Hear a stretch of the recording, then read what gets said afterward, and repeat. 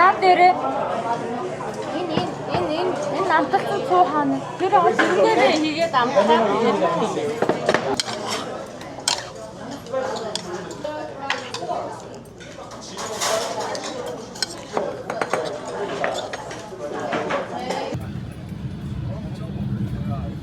тийм хөөрхөн Najong Station гээд хуучны галт тэрний зогсоолыг кофе шоп болгоод засварлчихсан байдгийн байна.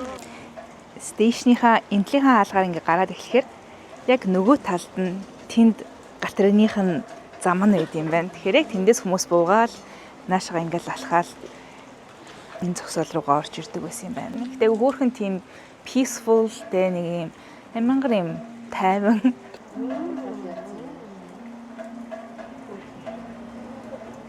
дотор бас баахан захиа байсан харсан уу?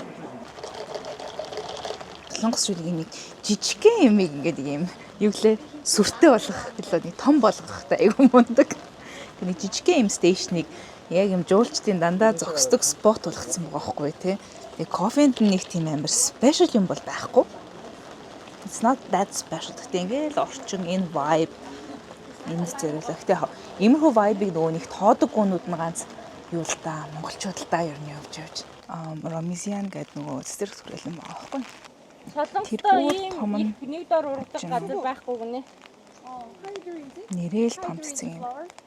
Hydrangea юм уу? Солонгост ийм байгалийн аяллууд амар ил байдаг болчихлээ. Зөвхөн одоо ингээд Сеул шиг ийм метрополитен хотороос аялаад байх биш юм. Орон нутг руу нь гараад ийм байгальд ийм байгалийн дуу чимнэг сонсоод явхаар тийм wellness буюу сэтгэл зүй бие махбодын амар амгалан дээгүү тийм хөтэлдэг гэх юм уу иймэрхүү аяллуудыг хүртэл зохион байгуулдаг юм байна.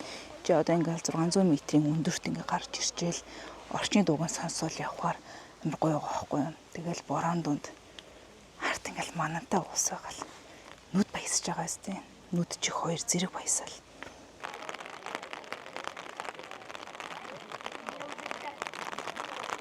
Миний social battery дууссан. Дотоод inner introvert маань гарч ирээд одоо жоохон ганцаараа байна. Байгаль дунд бороо ороод. Бороо шиг ийм романтик зүйл байхгүй тийм.